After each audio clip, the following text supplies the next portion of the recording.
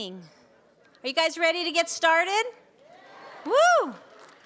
Welcome to Western Reboot. Jefferson County Public Library is proud to present, in partnership with Westminster Public Library, this exciting celebration of the modern Western mystery.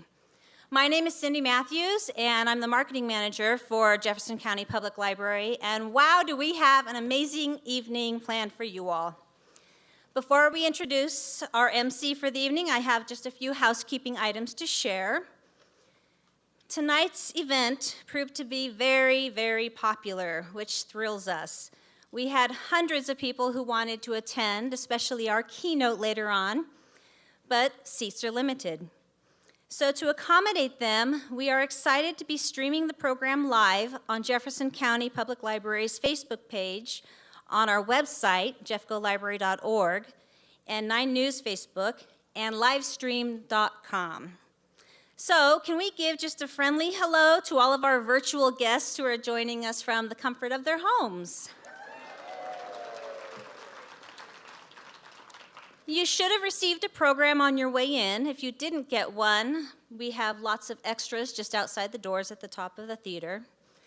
And you might have noticed volunteers, mostly wearing blue shirts and purple shirts that say Jefferson County Public Library on them. These folks are here to help you with questions, directions, anything that you might need.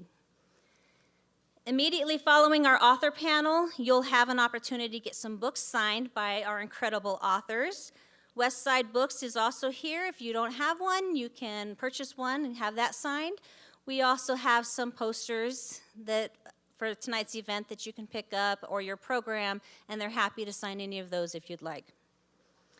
If you get a hankering for something to eat, Nuke's Eatery has food and beverages for sale. Those will be downstairs near the History Museum, and you can go in and kind of check out the History Museum as well during the break. Craig Johnson, our keynote, will be available for book signings at the end of the evening, after his presentation and that question and answer period. So please stick around for that if you have the red wristband. We wish to thank the Arvada Center, Nukes, and Westside Books for supporting our program tonight. So Western storytelling goes beyond novels and Netflix. It also appears daily on our television news. Our MC tonight is a Western storyteller in his own right. Chris Vanderveen settled on journalism shortly after completing his first semester of AP Calculus at Denver's Thomas Jefferson High School. Math was hard. Journalism seemed less hard. After 4 years at the University of Colorado, Chris traveled north on I-25 to work inside the journalistic hotbed of Casper, Wyoming. 2 years later, he and his Toyota Corolla drove south on I-25, and he landed a job at KOAA-TV in Colorado Springs. 3 years later, that Corolla took him an hour north to Denver and KUSA-TV Channel 9. Since then, Chris's job has sent him to places like Biloxi, Mississippi, post-Hurricane Katrina, Fenway Park, Iwo Jima, and Normandy, France. Standing on top of, I hope I get this right, I should know this, Mount Suribachi, with a couple of World War II veterans, remains a career highlight for Chris. He's the 2012 and 2016 National Press Photographers Association's Reporter of the Year, and he's a twin. His brother is a doctor here in town, and as Chris likes to say, Kevin's the smart one. Please welcome your MC, 9 Wants to Know investigative reporter, Chris Vanderveen.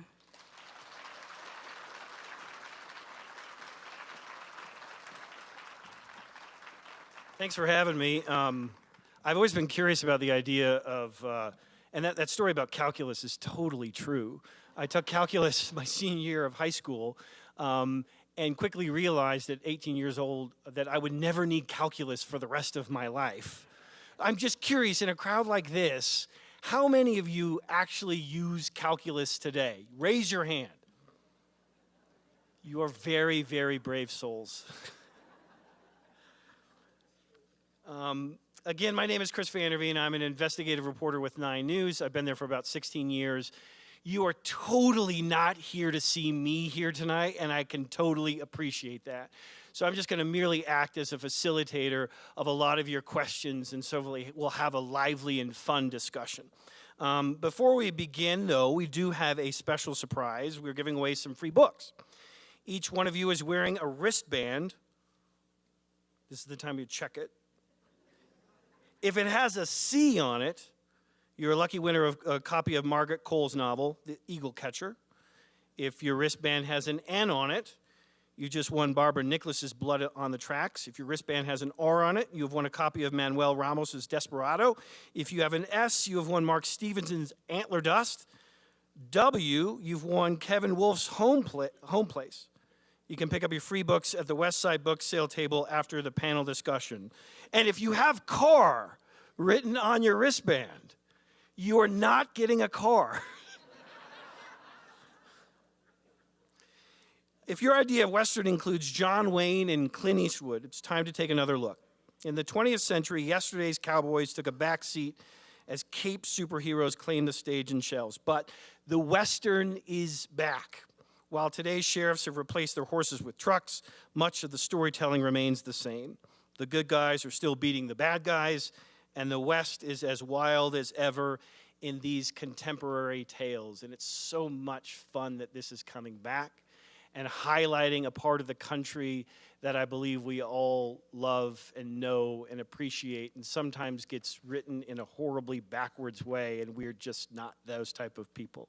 So let's meet our dynamic panel of authors. If they could all come up on stage right now, and please give them a healthy round of applause.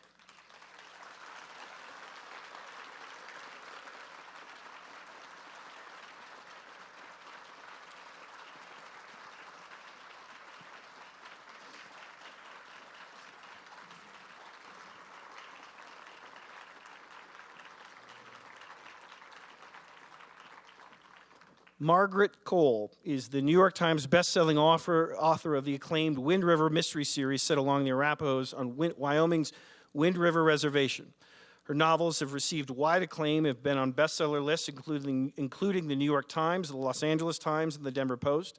5 novels have received the Colorado Book Award. The Spirit Woman received the Willa Cather Award for Best Novel of the West and was a finalist for the Western Writers of America's Spur Award for Best Novel. She is a native Coloradan who hails from a pioneer Colorado family. Along with the Wind River Mystery Series, she is the author of 5 nonfiction books, including the award-winning Chief Left Hand Southern Arapaho. So, round of applause for Margaret.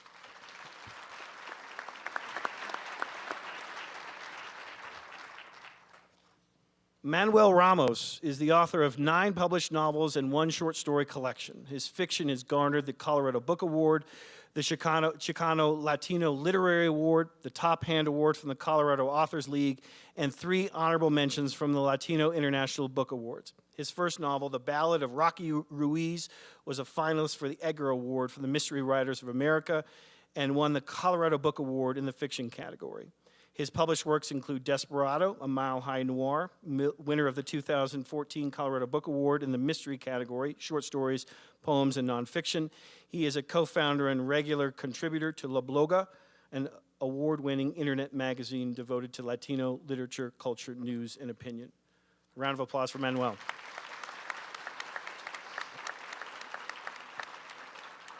Barbara Nickless was born in Guam and traveled through numerous ports of call before landing in Colorado. She is an award-winning author whose short stories and essays have appeared in anthologies in the United States and the United Kingdom.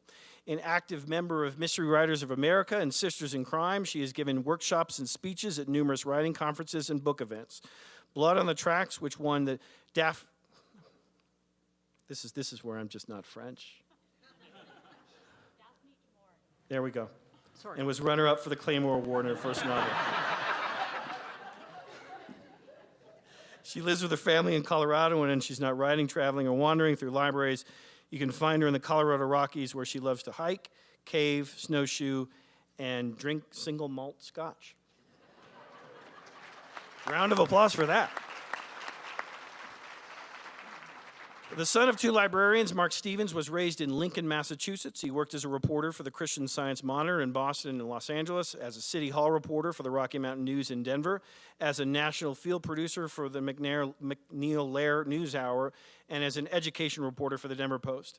Antler Dust was a Denver Post bestseller in 2007 and 2009. Buried by the Rhone, Trapline, and Lake of Fire were all finalists for the Colorado Book Award. Trapline also won the Colorado Authors League Award for Best Genre Fiction. In September of 2016, Stevens was named the Rocky Mountain Fiction Writers Writer of the Year. Mark and his wife have two grown daughters. He is currently president of Rocky Mountain Mystery Writers of America, hosts a regular podcast, The Rocky Mountain Writer. For Rocky Mountain Fiction Writers, he lives in Denver.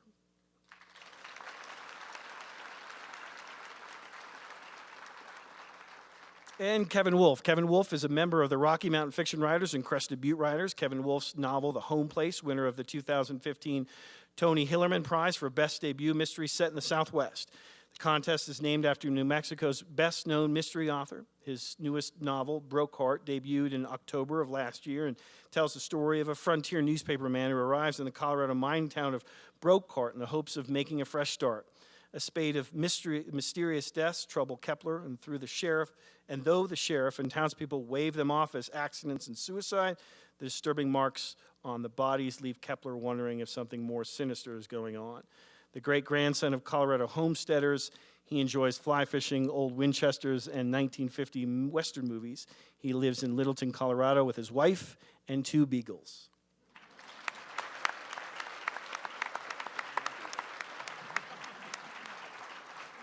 And now that I am thoroughly convinced that I have to do a lot more writing and get better at it, let's start our panel discussion with a good one. And this is, anybody can take it. This is sort of a free-for-all, but obviously respect your peers. What is it about the West that motivates or inspires you to write the stories that you write? What is it about the West and this culture and the mentality of folks out here? The mentality, that's good, but everything, I think, the openness, the spaciousness, still the attitude that you can make your own way here, which is what has always been, as Horace Greeley said, more than 100 years ago, go west, young man. And I think there still is that feeling of people coming in here all the time. They're coming here to make a new life, and they're leaving behind, whatever they had before and whatever strictures they had and whatever anybody thought they ought to do. Now they're going to come here and do what they want to do. I think there's still that kind of a attitude about the West, and also the independence of the people. I write about Wyoming. Most of my novels are set in Wyoming. You have never met a more independent bunch of people than in Wyoming, and I find them infinitely interesting. So it's all these things about the West. The West is in my soul. I was born in Denver. I grew up here. My ancestors were here for 4 generations, and so it's really part of my heart and my soul, and that's what I write about. Yeah, I would just add real quickly that to me, having grown up back east in Lincoln, Massachusetts, with big trees and not really a sense of vistas and being able to see a long way, when you move out here, and I moved out here in 1980, I've been out here for quite a while, but I just love that sense of being able to actually take a drive one time of the year and go back maybe 6 months later, and you can actually see what's changing in the landscape. And just that whole notion that decisions are being made all the time about how an area is going to look, and these are very consequential decisions, both in terms of going after the resources and how we're building our communities.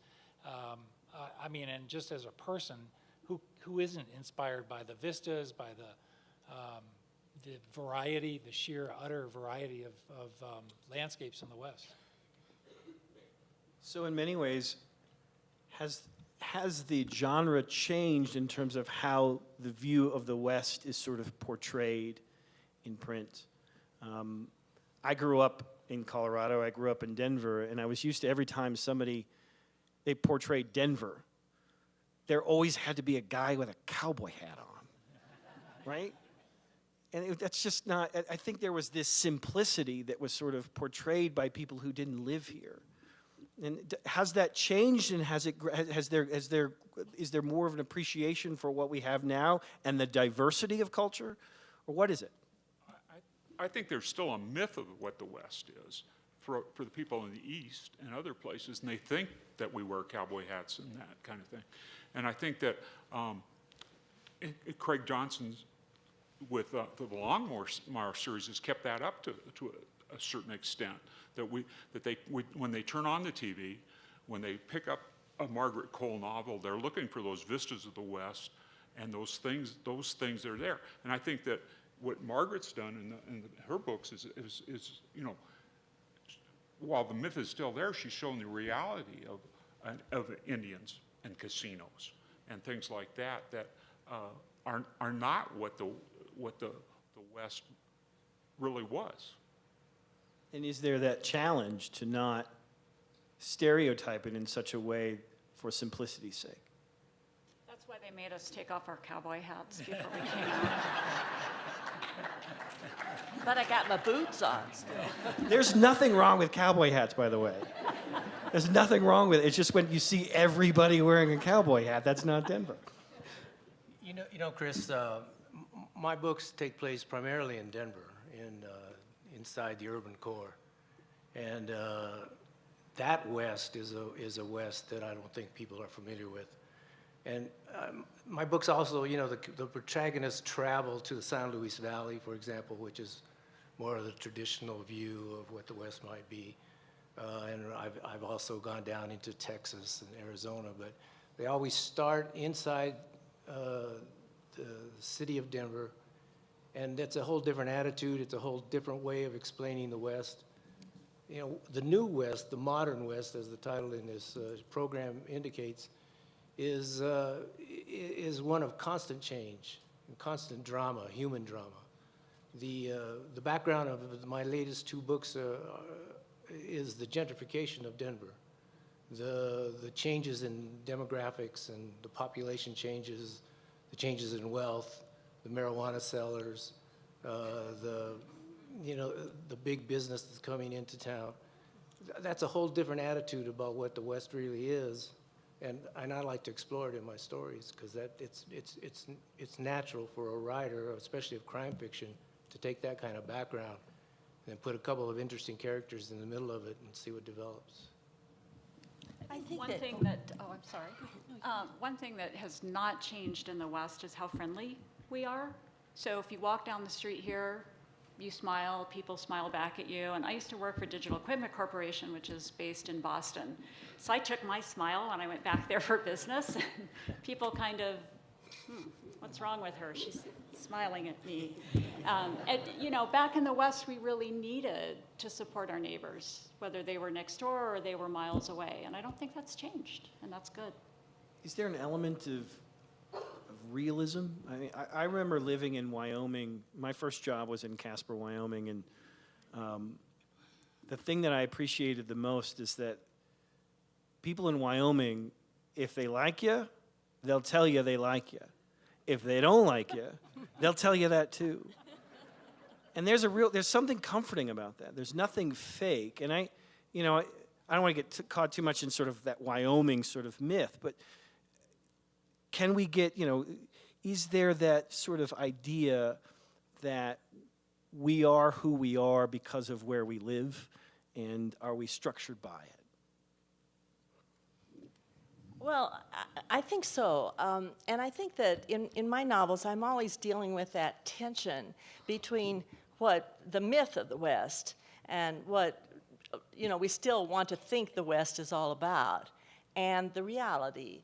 And the reality is, as the other panelists are saying, there's all kinds of people coming here. There's all kinds of growth. There's big business. There's crime. There's everything here, just as there is everywhere else. But are we structured, or are we formed in some way by the landscape?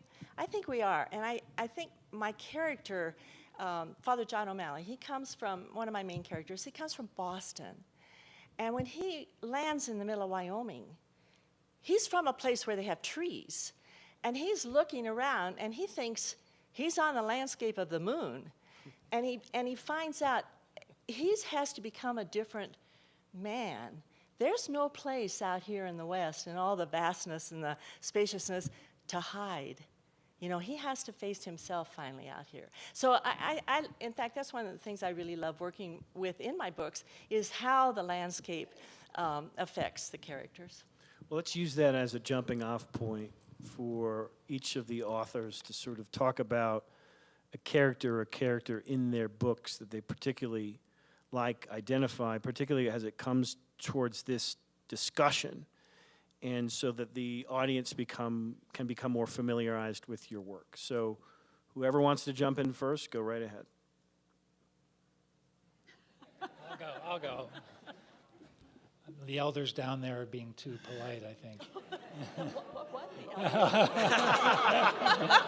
Well, just for that, Mark, I'll go ahead. Okay. Well, over the years, I've had two main protagonists in my books.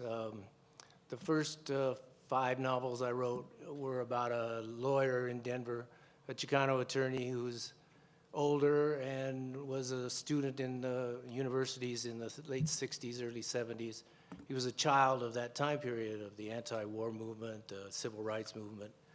And he carries that history with him into his practice of law. And when he finally starts facing a midlife crisis, he realizes that there's an unresolved death of a friend of his from 20 years before. And, you know, that was the jumping off spot for my first novel, The Ballad of Rocky Ruiz. Lately, though, I've been writing about Gus Coel, who's a guy who was raised in what used to be called the north side of Denver. He's younger than I am, younger than Montez. But he lives in the same neighborhood that my wife and I have lived now for almost 40 years. And Gus is the kind of guy who was raised on the streets, had a lot of potential but never lived up to it. And he's at the bottom of the barrel when the first novel, Desperado, opens up. He's actually living in his ex-wife's secondhand store in the back room, his ex-wife's secondhand store. So, and these novels are tinged with noir atmosphere and some more darker aspects of the human condition. And in Gus's case, it's really very true. He, noir in my definition is that the protagonist starts out screwed on the first page and then it gets worse after that. So Gus, starting off in the back room of his ex-wife's secondhand store, then, gets worse for him after that. But these guys are very typical of people that, I know in my own neighborhood in the city of Denver, in the north side of Denver, which is now being called Highlands or Lower Highlands or Hi-Fi or Lo-Fi or Wi-Fi, I guess. But I like to think that there's enough character and personality, especially in Gus, that the reader gets attached to him and will stick with him through his struggles and his endeavors. And hopefully at the end of the novel, he's learned a few lessons and the reader is stuck. I'm going to prompt somebody. Go ahead, Mark. So my main character is a female hunting guide and outfitter who does all her activity up in the Flat Tops Wilderness in western Colorado. And the reason I write about her and was inspired by this idea was I met a woman who was exactly doing that. I'd written a couple of mysteries, unpublished, in the late 80s, early 90s, and as a sort of person who had a city focus, Boston, LA, Denver, to come here and then pay attention to what's going on outside of the city, to see western Colorado in a sort of different light and start to see some of these issues that are happening on a regular basis out there around growth, around resource and going after resources and how we're going after those resources, mining and natural gas, et cetera. And one day my wife and I were on a day-long horseback ride way up into the Flat Tops, and we were led by a very, very enthusiastic young woman. This was a summer sort of horseback ride, pleasure ride. And halfway through the ride, she started mentioning how she also guides hunts in the fall. And as somebody who had done some writing, and I wasn't necessarily looking around for a character that particular day, but it was one of those galvanizing moments where I had an incredible setting, the Flat Tops Wilderness, which is, if you haven't been there, I highly recommend a trip. It's unlike anything else in Colorado in terms of landscape and topography and just the feeling it evokes.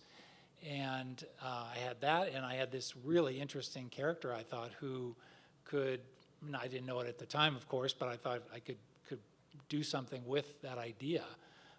And then I went back and followed her around a little bit in the fall, as she, in fact, was leading guys up into the woods to hunt. And I thought, men with guns, and there might be some drinking around, and there might be some issues we could kind of play with. So, yeah, very much character. I think it's character-based and also very Colorado, at least I hope. Well, my other main character is an Arapaho woman because I really wanted to have an Arapaho voice, a strong voice in my novels, and I wanted to have a female voice. But I wanted her to have power. So I decided she should be a lawyer, right? Because lawyers have power. So I made her a lawyer. I gave the tribe their first female lawyer, Vicki Holden. Now they have many, I'm happy to say. And one of their female lawyers was just named the head tribal judge. But Vicki was an innovator. But when she travels around the West and travels around Wyoming or comes to Denver frequently, which she does, she sees a different West from what Father John from Boston sees.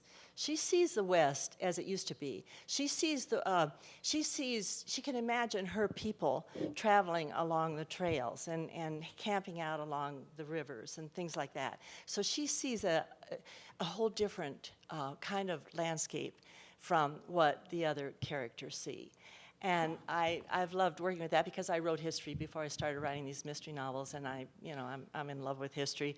And so I love the fact that she can appreciate this history and comes at it from a very personal and emotional point of view.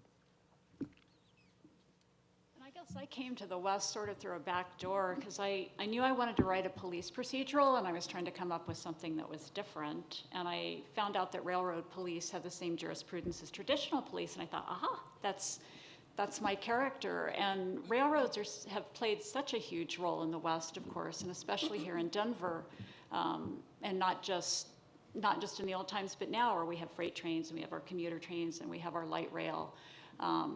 So my character, the other thing that I wanted to explore was our veterans coming home from the Iraq War and the Afghanistan War.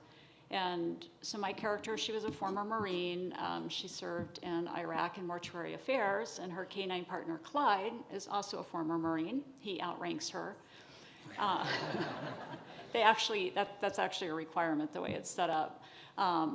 So when she came back from Iraq, she was dealing with a lot with PTSD and with moral injury, and she thought that by signing on as a railroad cop, it meant that she would be alone. She would get to do that Western thing of being solitary and self-sufficient and self-reliant, and she and Clyde would be out in the mountains or in the plains, but away from people while she tried to figure out her life. And then, of course, the first body shows up, and that all goes to heck. But it was fun to explore both those that whole railroading community, which Margaret's very familiar with, and then also looking at our returning vets.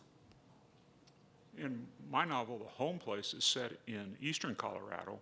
My great-grandparents were homesteaders at a little town called Kit Carson, and I kind of modeled the town in The Home Place after that. And I picked the Eastern Plains because I wanted to pick, I think it's a part of Colorado that is definitely overlooked. You know, it's the part of Colorado that you drive through or fly over to get to the ski slopes and the marijuana in Denver. And one of the characters in The Home Place is the lady game warden. Her name's Bertie Hawkins, and the Colorado Department of Wildlife, I contacted them, and I was able to do a ride-along with a game warden in Springfield, Colorado, which is down in the southeastern kind of close to where my book is set, and a couple of we correspond regularly, and I did a ride along with her. And the Wild West is still alive in those kind of parts of it. The first day I was with her, we were checking fishing licenses at one of the state fishing areas down there when she got a call that a farmer had a calf killed by a mountain lion the night before. So we went out to see it, and she said, as we're driving out there, she says, we're going out to the Tucker's place. Tucker's own all kinds of ranch land out there. So we made the corner, came up to this, and there's a pickup sitting alongside the road. We pulled up to there. She rolled down the window. He leaned out the window, and she said, "Are you the Tucker that lost a thumb over at the rodeo in Crowley County last weekend?" He wagged two perfectly good thumbs and said, "No, that was my cousin." I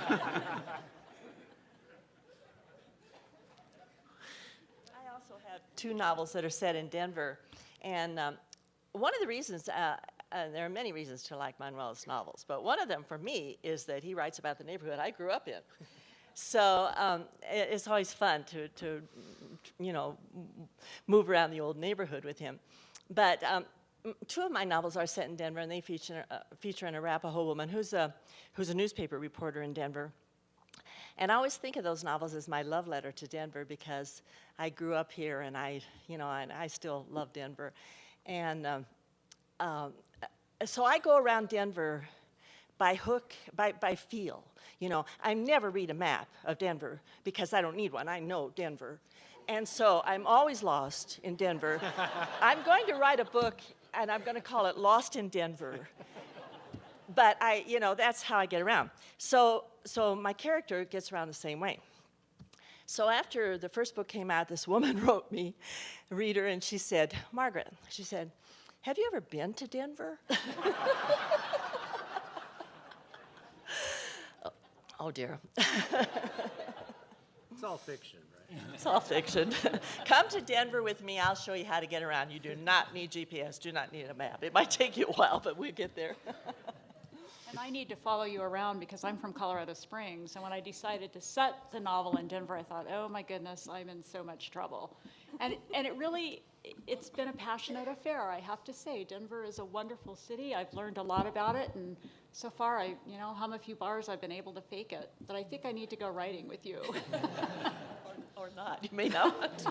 We'll find all kinds of stuff we didn't know is here. It's the slanted downtown streets that get you every time. Let's talk about the modern West versus the old-timey West and where we exist today and how, obviously some themes are sort of going to be universal. What's most importantly stayed the same, and then what's gotten different in terms of telling the modern Western story? Don't ruminate too long on this. Well, I'll just put out one thing. I think one thing that stayed the same is there's still a mentality out there, and it is that I came here. I literally, in some cases, put a stake in the ground, and every bit of what I improved and changed and was able to feed my family or live in this space, that's mine. And therefore, the idea that anybody else can tell me what's going to happen to it or anything about it, I think there is still a very strong streak of leave me alone unless I come to you. And that plays out in so many different ways, and it's still out there. It's very, very strong. And yet, as Barbara said, there's still that openness here and that willingness to step in and help your neighbor. If your neighbor needs to put up a barn, we're all going to go over and have a barn raising, and in the modern sense, whatever needs to be done, people will jump in. Maybe not if they've come from the East right away. Maybe it takes a little while to kind of get into that mentality that this is what we do out here. Well, then is Denver changing? Denver is a community. This entire metro area is now filled with people who have been here less than 5 years.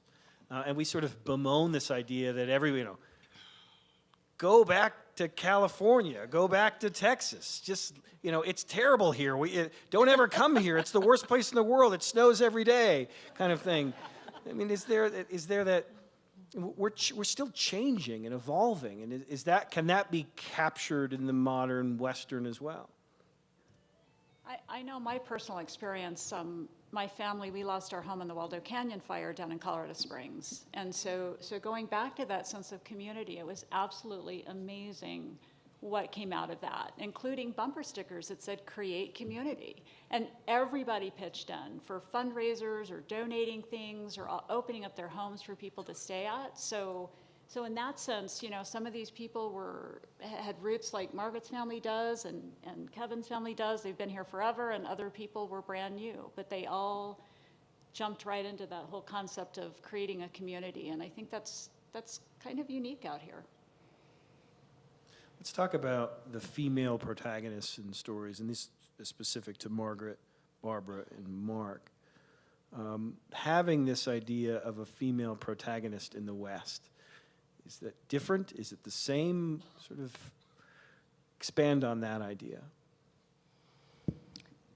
Well, Vicki Holden, my Arapaho lawyer, I think she was up against some different things because of her culture. She was a woman who went and got educated. So she stepped out, and she stepped out ahead of the men. And what the elders, old women would say about her, the grandmothers, they would say, well, she made herself a chief. So she had a tough row, not only to come to Denver from the reservation and get an education and become a lawyer, but then when she's gone back to the reservation to help her people, she meets resistance from her own culture. So that's just a hold on from the past. And I think, as I was writing about it, I think some of it came from the fact that those women hadn't had those opportunities. They might have liked to have stepped out and done some things, and they weren't able to. So there's a bit of a resentment. So I've enjoyed working with that. There's a lot of tension between the old ways and the modern world in which she lives. I don't know that, my character, Sydney Parnell, I don't know if there's particularly a Western aspect to the fact that she's a woman in a man's world. I think a lot of women deal with the same issues, and of course, as we've seen stuff exploding all over the news now.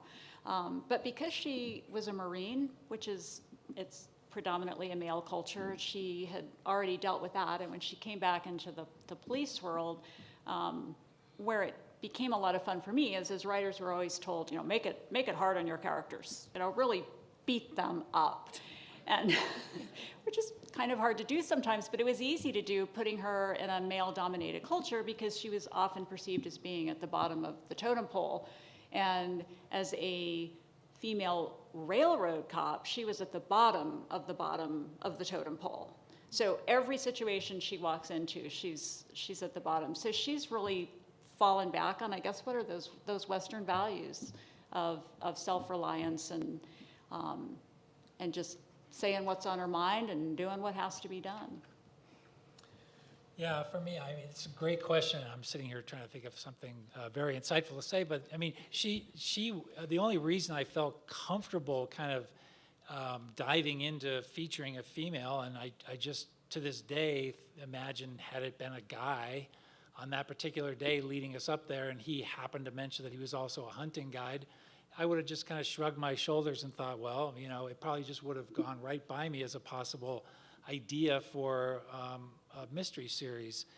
The fact that she was really diving into what is primarily, I know there are lots of women hunters, and they're excellent hunters, and there are lots of other female guides as well, but at least in the general sense, the fact that she was against that stereotype really kind of opened up something else. So I went back and looked and watched her, and she was completely accepted in this community for one reason only, and that's because she knew her stuff in the most unimaginable to me ways, in terms of making trips back in the dead of midnight in winter, heavy snowfall, getting elk out of key spots miles and miles back to where it could be carted off through brutal conditions. And, then on top of that, the fact that she could drink all of us under the table at the end of the day, I said, there's a great character. Barb. Yeah. So, but then I guess that goes back to the community aspect. She was really judged completely on her skill level and on her ability. There was no gender issue up there in the woods. That's always been true for women in the West. The women who came out here, in the wagon trains and all, they did the same work that the men did. And when the Homestead Act started, men came out first, and they took all the best land. They took the land with the water, and they took the land that had some trees on it, and then what was left over, the women took. Women came out and homesteaded their own land and proved up, and built their houses and their barns and farmed. Women have always really taken their place alongside men in the West. Kevin, your setting is on the Eastern Plains.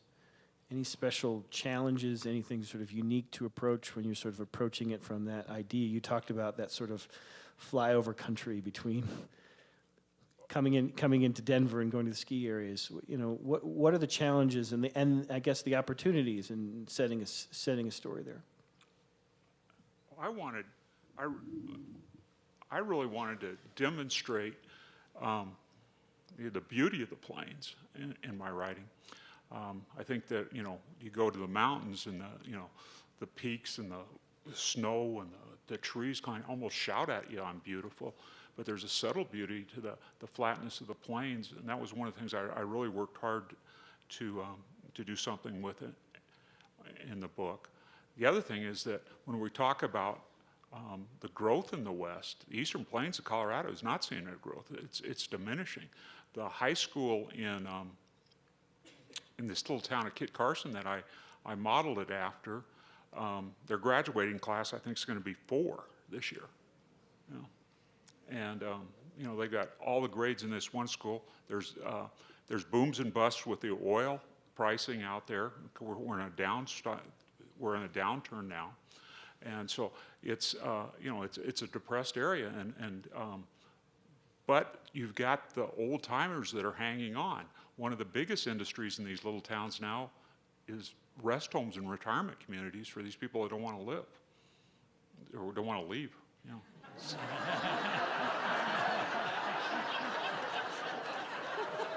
You all sit up here and try to be clever. Let's contrast that with an urban setting. And Manuel, your idea, and so special opportunities and then challenges of sort of setting a story there. In the urban, I was, just as a side point, I was sitting here thinking what I am in terms of writing, and for this panel, I'm one of the writers of the purple page. Okay.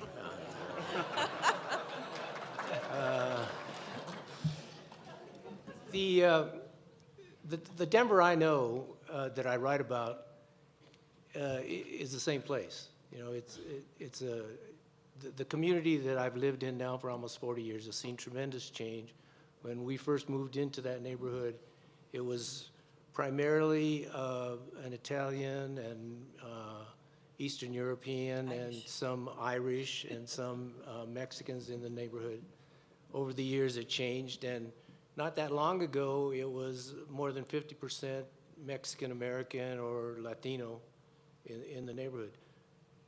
In the last 5 years, though, that has changed dramatically, and now we are once again, Latinos, a minority percentage in that same neighborhood where we used to be the majority. And what that means is that there's been tremendous conflict, not in the sense of violence or anything like that, but in the sense of people's lives being uprooted and changed by what's going on. And the challenge for me is really to not understate it. I get ideas for stories really by walking around my neighborhood, and I see what's going on. The changes, the stripping down of very beautiful old family homes that have been there for 40, 50, 60 years. A developer comes in, pays the family what they think is a good price, and then makes 4 times that much 5 times that much by building 2 ugly duplexes that only people from out of state would want to live in.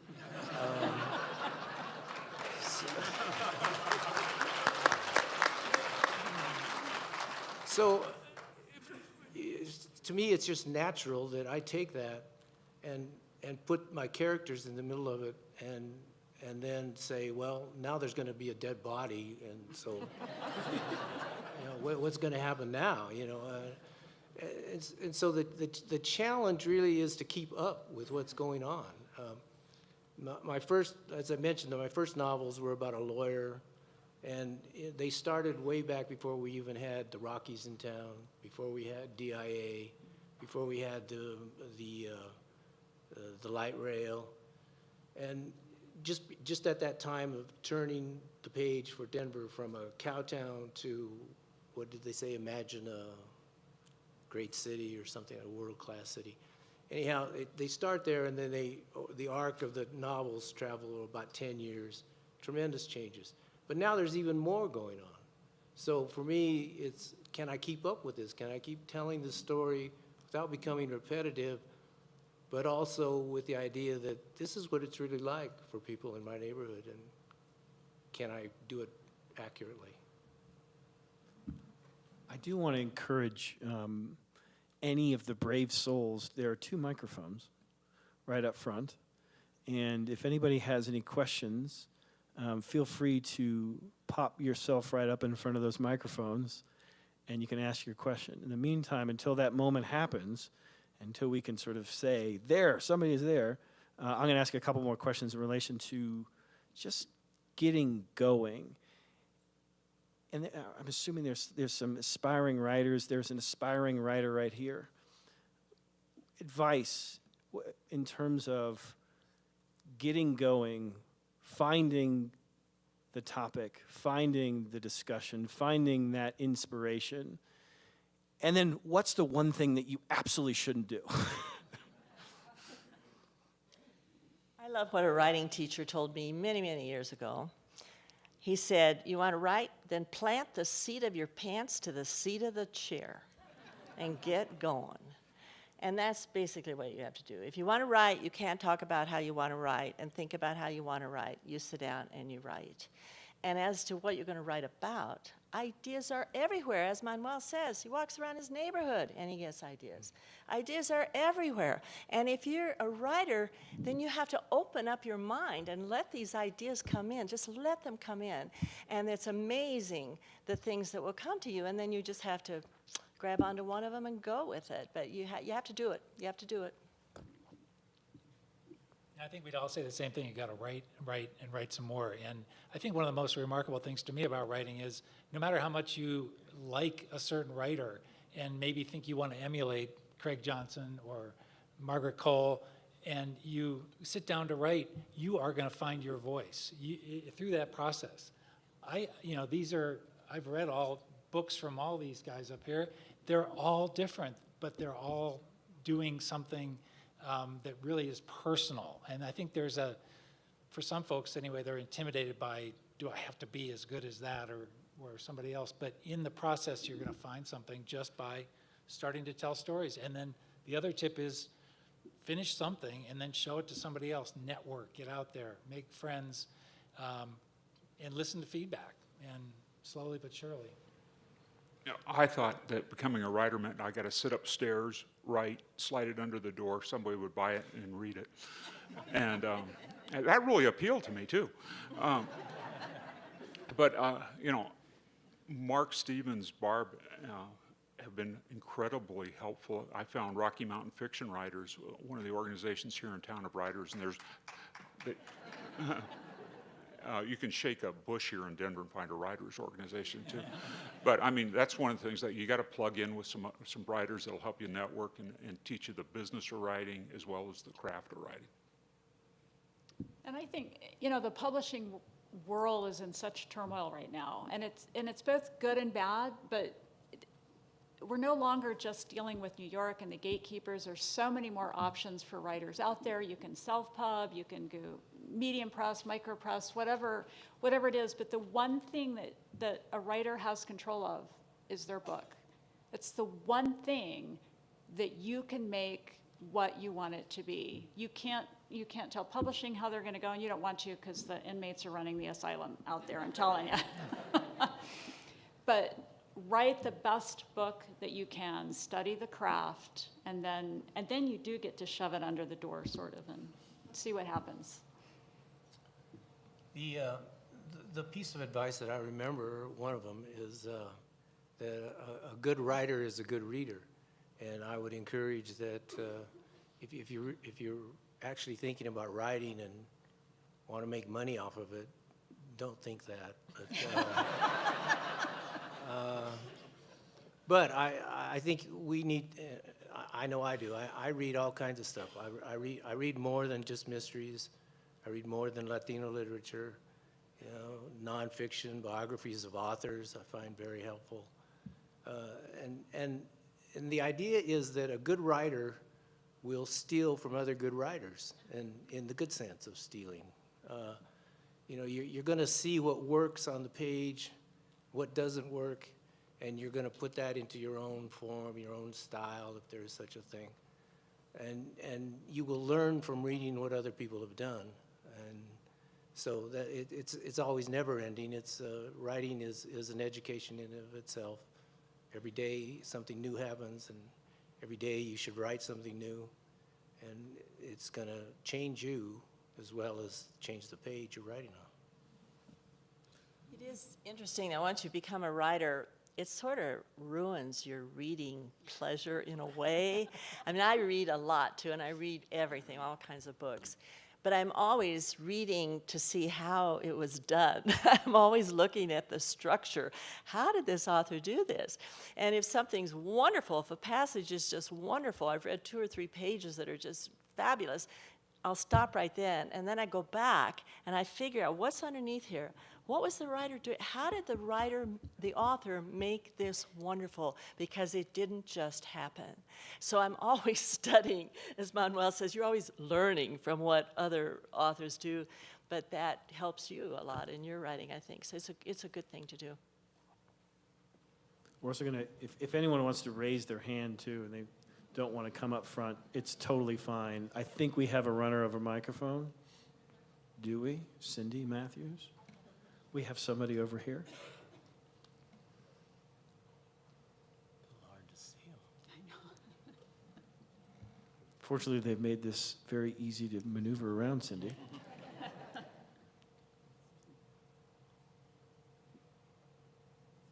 Don't worry, it's just the entire audience is looking at you right now. Margaret, you write as an Arapaho, and Mark, you write as a woman.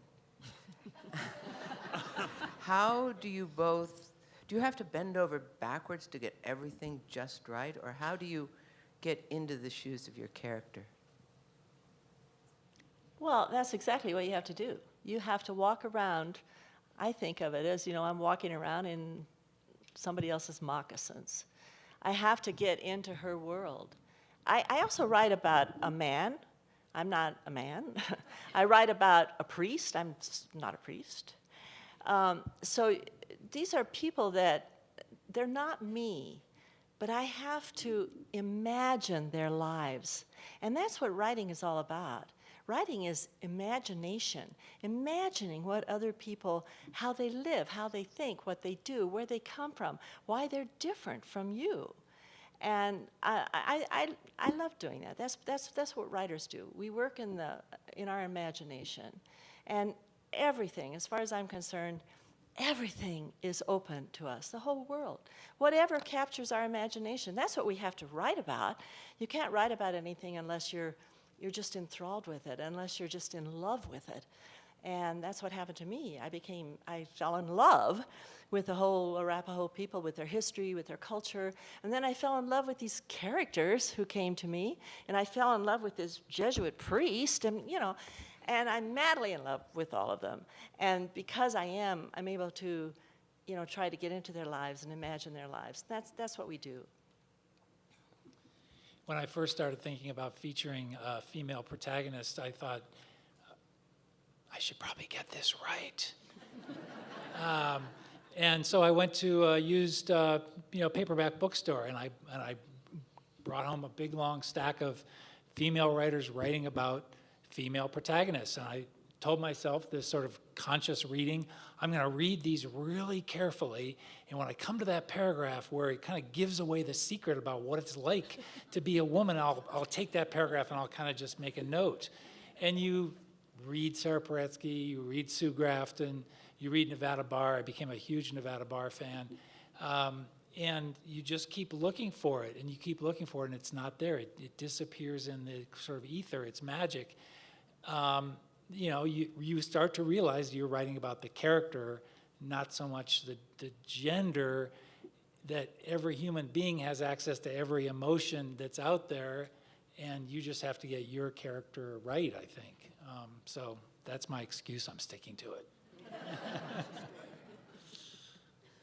We have another question over here. Yes, hi.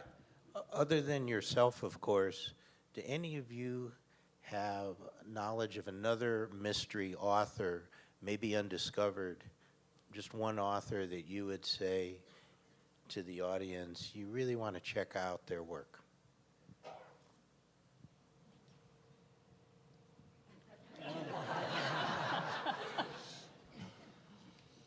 Well, I think there are a lot of them. I mean, there are so many people working out there. It's really exciting. And I get a lot of manuscripts that writers will send me, and they ask me to read their manuscript, and if I like it, would I give them a blurb? And I always try to do it if I can, because so many people did it for me when I was getting started. And I'm just amazed at some of the wonderful manuscripts that come my way. And I'm sorry, I can't tell you any of the names right now because, I don't have my, my notes with me. But they're out there, and people are writing, and they're doing wonderful things. So I think it's important to just, be open to new books. Don't be afraid to try new things. Or if you see a review in a paper on a book that sounds interesting, give it a try, because there are some really new and wonderful authors coming up. Ask the librarians. Yeah, that's true. I'll throw out a few names, and if you've heard of these writers, raise your hand. Max Martinez, Lucha Corpi, Rolando Hinojosa, Leonard Padura, Rodolfo Anaya. Yes. Okay, you've heard of him. He's written mysteries. But those other people I named have all written mysteries, very good at mysteries, excellent mysteries. Another writer who is dabbled in the mystery vein but does other kind of stuff that I find amazing is a guy named Alfredo Vea. I would recommend him for anybody. So. I'm impressed. All those names. I just tossed out Christine Carbo from Montana. She's excellent. Another question? Okay. I just have a question for Margaret Coel. What kind of a reaction do you get from the Arapaho people for your novels? Well, I've been writing about them for a very long time. My first book on them, which was a history book called Chief Left Hand, came out in 1981. This is where Mark referred to me as an elder down here. So I've been writing about them for a very long time, and I've spent a lot of time on the Wind River Reservation with them throughout the years. And at first, well, first of all, when Chief Left Hand came out, they loved that book. They loved that book. So for a long time, when I started writing the mystery novels, I'd be on the reservation and I'd meet somebody new, and I had maybe 2 or 3 mystery novels out. And I'd meet somebody new, and as soon as that person heard my name, that person would say, "Oh, Chief Left Hand." They didn't know anything about the mysteries. But eventually, of course, they started reading the mysteries. And I've just had really a wonderful response from them. It was interesting at first because I had so many people would say to me that they were surprised, I guess, that I thought they were interesting enough to write a book about them. And that really surprised me. But they email me when the books come out, and they let me know what they think about everything. And they're always saying, like, Margaret, this book, whatever, you talked about Sage Creek Road. I grew up on Sage Creek Road. I could tell you some stories about Sage Creek Road. And I'm like, well, why didn't you tell me that while I was working on the book? But they've been great. They've honored me on a couple of different occasions. And I think it's really been altogether certainly a very positive experience for me. I've had nothing but good feedback from them. So I've been very, very blessed. In the middle. If not, just shout really loud. Oh, sorry. This one's working. Let's try the other one. Well, I've been reading a lot of Western-oriented books. The memoir seems to have exploded in the last years, and you all are writing mystery. And I'm curious to why you chose the mystery genre to get across your views on the West. Everything's easier with a dead body.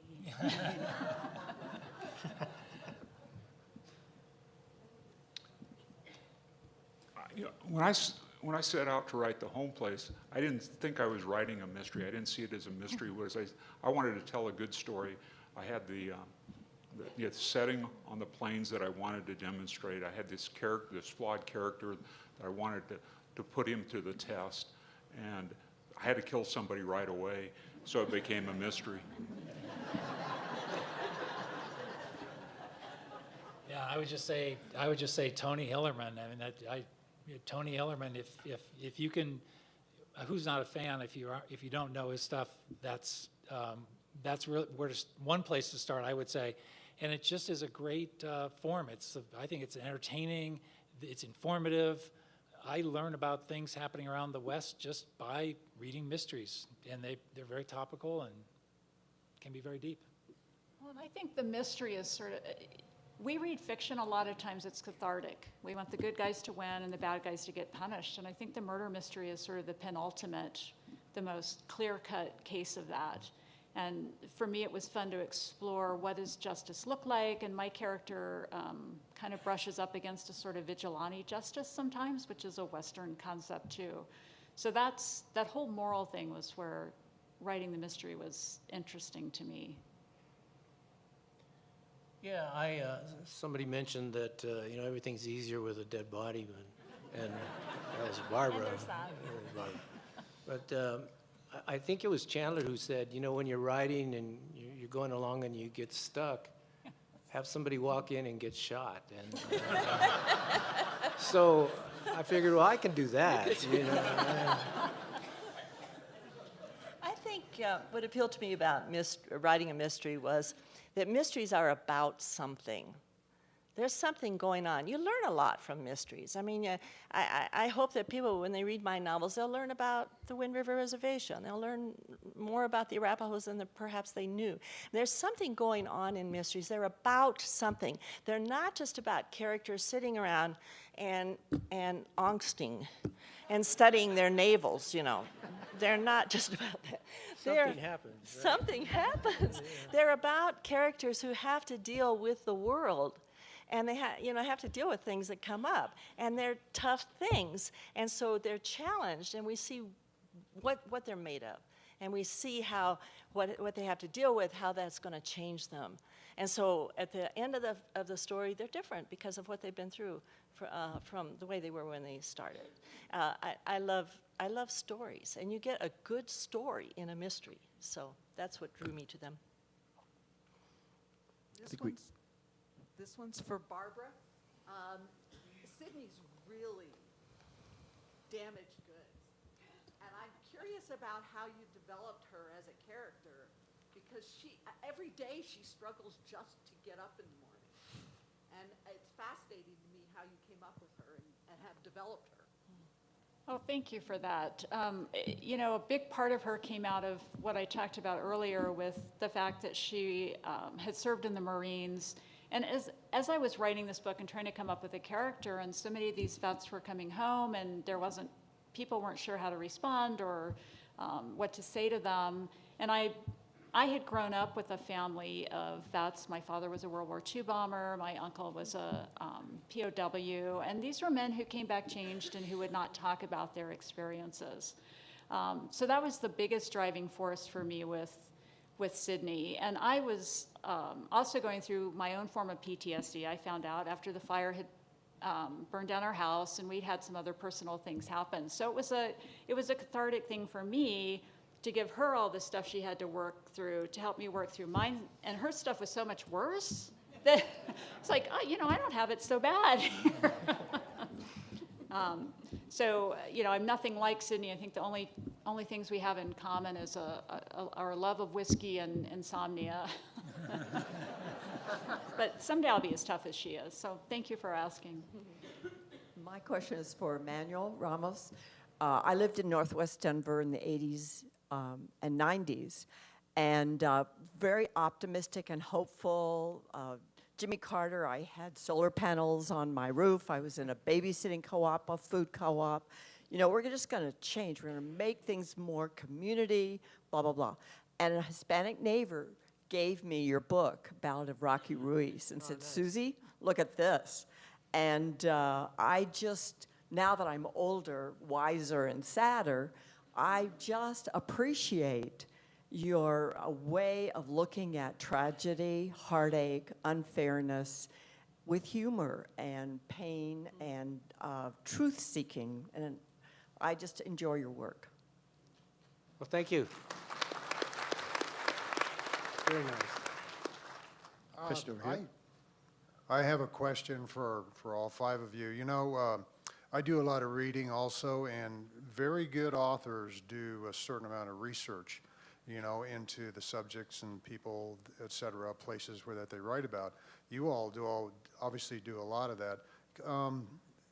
How much time do you spend on actual research relative to the amount of writing time? I've often, wondered that, because is there an answer to that?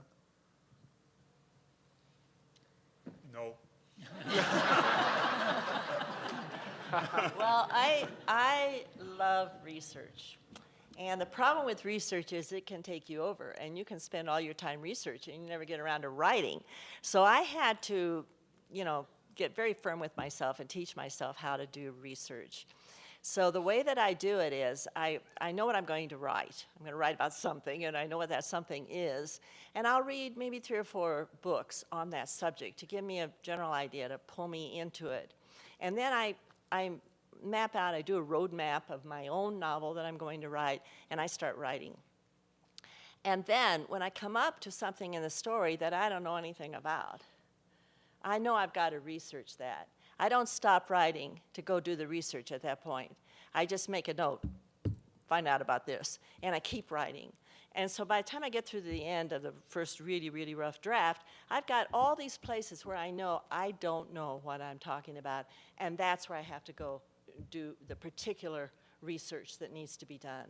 I have, on the internet today is incredible. Unlike the old days when I used to spend, part of my life in the archives of the libraries, I don't have to do that anymore. I can do it on the internet. But also I have a whole file folder of experts, all kinds of experts in every subject, and that I've developed over the years, and I can call any one of them and say, hey, this is what my character is doing here, and what should he do, and what's happening here, and then they tell me, and then I put it in the book. So that's how I do. I'm very careful about research. I'm careful that what I put in the novel is accurate, but I don't do all this research beforehand, because most of it I'm not going to need. So. I just wanted to give you. Well, for me, it's just it's going ride-alongs are huge. Spending time up in the woods with a wildlife officer, or driving around Rio Blanco County with a deputy sheriff, and sort of downloading their point of view. It's as much about getting the details right, and being an old reporter. That's kind of, I don't know, easy for me. It's really fun to try to get people on the phone or shoot them a bunch of questions by email, and just see if you can track down some specific thing that's going to help brighten your story. But really spending time with the point of view and really understanding that. But that is a big conundrum, is, should I spend a couple more weeks reading books and, kind of getting ready to write, or just dive in and write, and see what questions you need to get answered.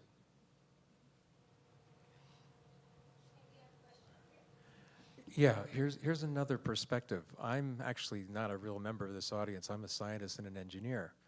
And I've been The calculus guy. spending, and for the I use calculus.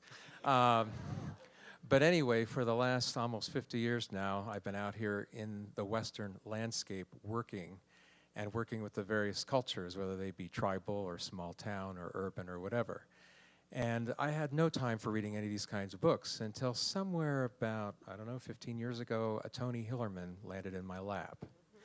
Now, this is feedback to the 5 of you up front as well, and Craig Johnson, whom I've read all of his books too. Basically, I understand the landscape better than most people do, and what I really appreciate about the Western mysteries is the ability to connect with the Western landscape, which is really quite complex, with all the various cultures that have gone through and are going through today.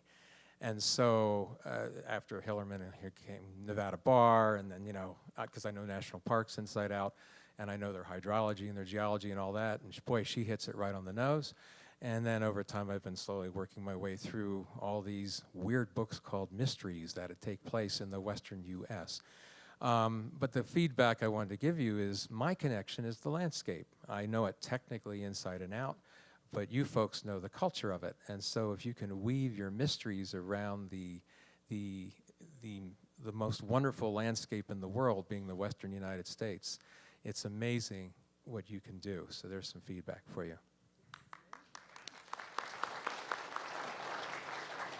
Over here. Over here.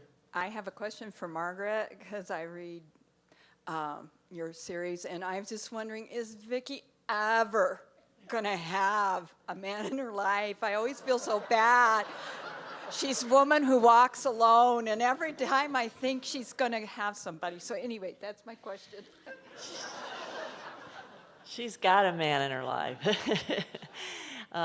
Just not in the way she'd like to have this man in her life.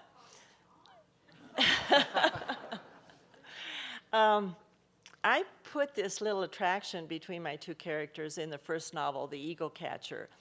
I was writing away, and it just hit me. I thought I was writing one novel.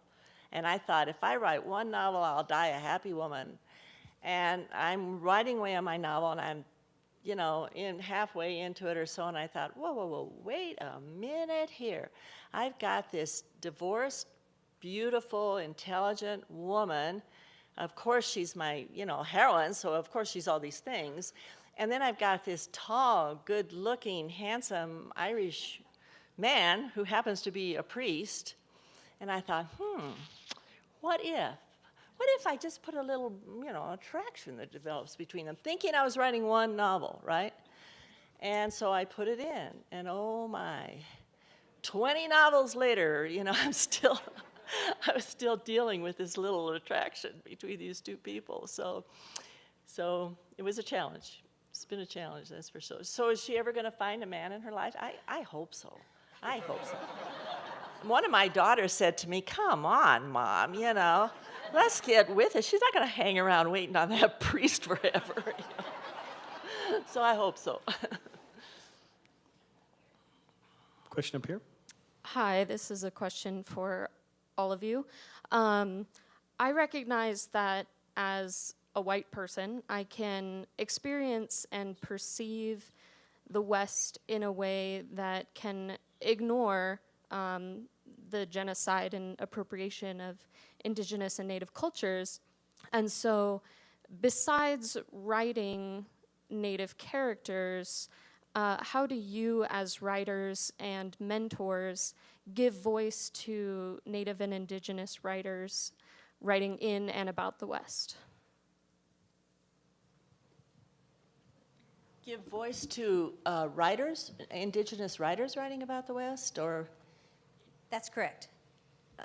I'm not quite sure I understand. I mean, I certainly support them. Is that what you mean? And Yeah, is there yeah. Is there any way that you use your clout, I guess, to give other writers and native and indigenous writers assistance and support? Well, I have worked with a number of writers, Arapaho writers, on the reservation, and tried to assist them and help them and give them advice. And One woman I worked with was able to get her book published.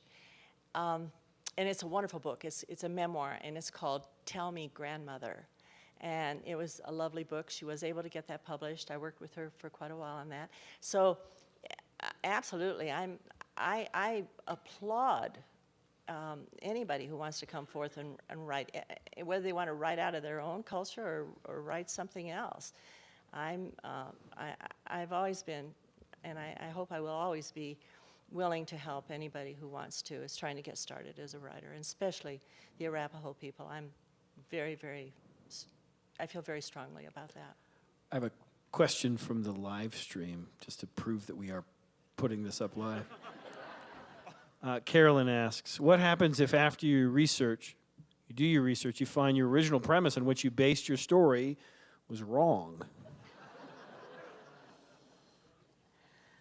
Does it ever not happen that way?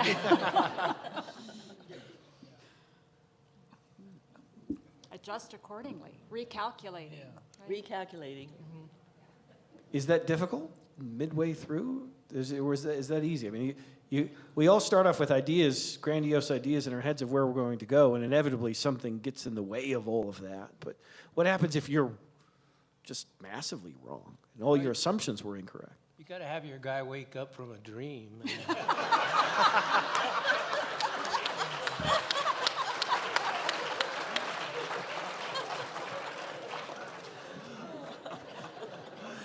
Not going to follow that up. Yeah. Over here. I think one of the great mysteries is what's your target audience? How do you write to them, and what kind of feedback do you get from your fan base or from your sales? Are your readers mostly men, mostly women? Are you in the cozy section, more hard-boiled? Are they coming from the West, your readers, or are they fantasizing about adventure in the West from the cities, like the old Penny Dreadfuls and dime novels used to do? What do you have any way of finding out who's following you? Yeah, there are lots of ways of finding out who's following you. I know in general, based on all the data, most readers are women, I believe, and unfortunately, it's becoming a older demographic as we go along. I have 2 daughters, and yeah, they're readers, but I think that that's unusual to be regular readers of novels and heading to the library or wherever and getting books, tattered cover. So yeah, I mean, I'm primarily a regional writer. There's just no question about it. There's a database you can go on and find out what libraries have ordered your book, which is kind of cool to look at, and you can see a national reach, which is kind of fun, but it's concentrated here for sure. I think people like to read about what's in their own backyard. I guess the only thing I can base mine on is the reviews I get on Amazon. So it seems to be mostly women, but not by a big majority. And also the age range has really surprised me. So a lot of young readers, and I've had people write me they're in their early 90s. So it's kind of very, very broad based. And not that I keep track, but I just quickly want to jump in and say, she says reviews on Amazon. She has over 6,000 reviews for Blood on the Tracks, and it's right at 5 stars still. Unbelievable.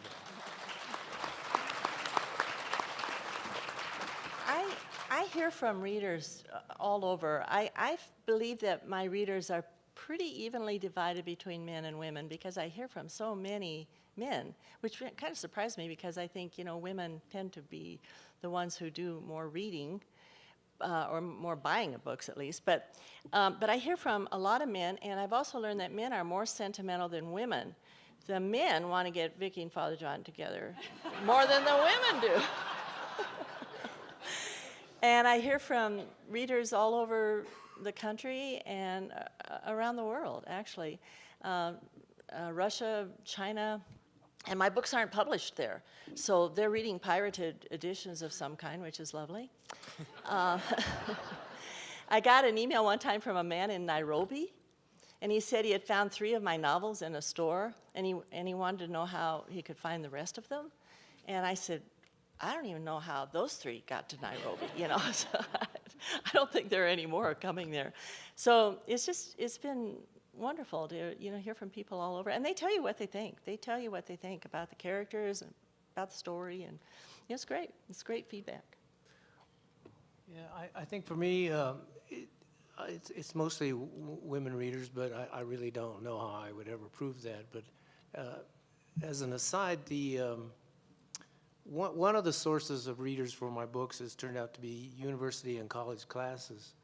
And I'm in a very good position because my books can be labeled all kinds of ways, although I hate labels. But so my wife and I have recently traveled to several universities and college campuses talking about my work, talking about Chicano noir, because they're offered in things like American detective fiction, noir classes, literature of social protest, ethnic literature, mystery literature. So that's a good thing for me, although, as I think any of these writers would say, when you do get labeled as something, then your audience is automatically narrowed, because if you carry that label, then people who don't read that kind of book aren't going to approach your book unless they really get convinced that it's something very different.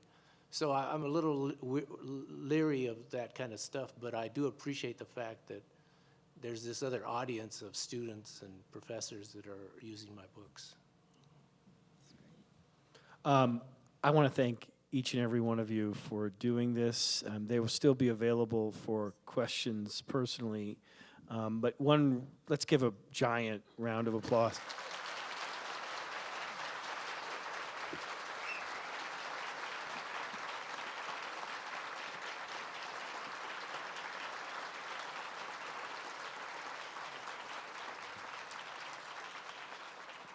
And what I learned was if you get stuck, somebody gets shot. And if you're having a problem, just wake up from a dream and it's all good. Craig Johnson's going to take the stage at 7 p.m. Because the event is sold out, we have to ask that everyone leave the auditorium at this time.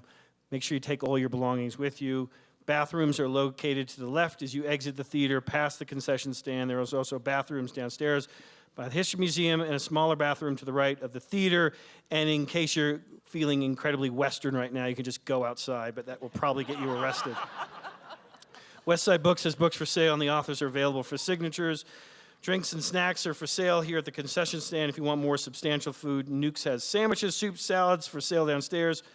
Remember, the folks in the blue Jefferson County Public Library t-shirts are available to provide directions or answer questions, and the theater doors are going to open promptly at 6:30. So we'll see you in just a little bit. Thanks so much. Congratulations, Margaret. Another dynamite show. Oh, yes.